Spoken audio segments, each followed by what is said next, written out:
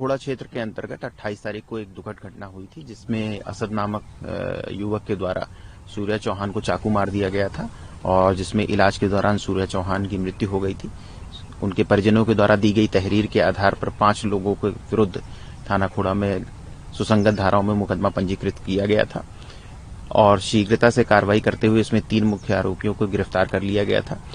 असद, जो इस घटनाक्रम का मुख्य आरोपी था, वो फरार था और उसके ऊपर पुलिस टीम के द्वारा 50,000 रुपये पुरस्कार की घोषणा की गई थी।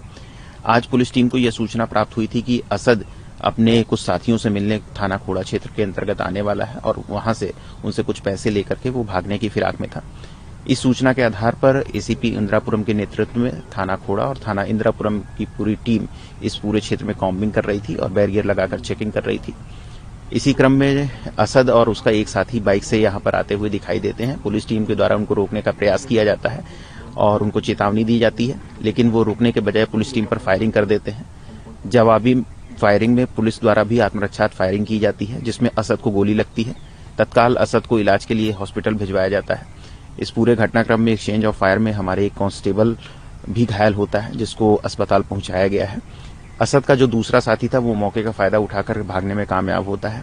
असद की जो बाइक है वो बरामद यहाँ पे की गई है और जो उसने पिस्टल जिससे फायर किया था उसको भी बरामद कर लिया गया है।